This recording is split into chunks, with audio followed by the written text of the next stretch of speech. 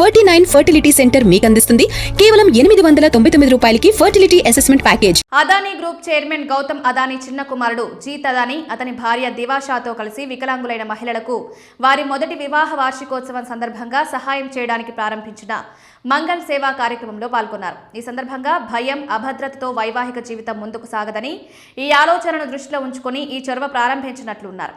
ఈ సంవత్సరం కొత్తగా వివాహం చేసుకున్న 500 మంది వికలాంగ మహిళలకు ఒక్కొక్కరికి 10 లక్షల ఆర్థిక సహాయం అందిస్తున్నట్లు జీత్ అదానీ చెప్పారు.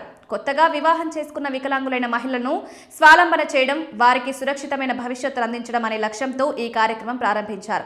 దీని కింద 500 మంది మహిళలకు సహాయం అందించనున్నారు. ఈ సందర్భంగా దివాషా అందరికీ ధన్యవాదాలు తెలిపారు. మంగళ సేవా చొరవ కింద వివాహం చేసుకునే 500 మంది వికలాంగ మహిళలకు ఒక్కొక్కరికి 10 లక్షల ఫిక్స్డ్ డిపాజిట్లు అందించాలని అదానీ ఫౌండేషన్ నిబద్ధతను జీత్ అదానీ పునరుద్ఘాటించారు. ఈ చొరవ మొదటి వార్షికోత్సవానికి పునరుద్ఘాటిస్తూ అదానీ విమానాశ్రయాల డైరెక్టర్ జీత్ అదానీ మాట్లాడుతూ ఫౌండేషన్ కుటుంబాలతో మాట్లాడినప్పుడు వికలాంగుల మహిళలు ఆనందంగా ఉండలేరని, ఆర్థికం, ఆరోగ్యం, దీర్ఘకాలిక భద్రత గురించి కూడా ఆందోళనలు ఉంటాయని గ్రహించామన్నారు. ఈ ఫిక్స్డ్ డిపాజిట్ పై వచ్చే వడ్డీ ప్రతి సంవత్సరం లబ్ధిదారునికి మద్దతిస్తుందని, 10 సంవత్సరాల తర్వాత మొత్తం ఆమెదే అవుతుందని అన్నారు. ఈ ఎఫ్డీ కేవలం డబ్బు కాదు, ఇది హామీ. ఒక మహిళ తన జీవితాన్ని నమ్మకంగా ప్లాన్ చేసుకోవడానికి శక్తినిచ్చే భద్రతా కవచం. మంగళ్ సేవ కేవలం ఇవ్వడం గురించి కాదు, కలిసి నిలబడడం గురించి అని చాలా త్వరగా మేము గ్రహించామన్నారు. ఈ కార్యక్రమం ప్రారంభంలో జీత్ అదానీ 21 మంది వికలాంగులైన వధువులను, వారి భర్తలను కలిశారు.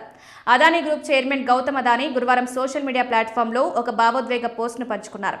జీత్ దివా వివాహ జీవితాన్ని 1 సంవత్సరం పూర్తి చేసుకుంటున్నారని ప్రకటించారు. ఈ ఆనందకరమైన సందర్భంగా వారిద్దరికీ తన హృదయపూర్వక అభినందనలు తెలిపారు.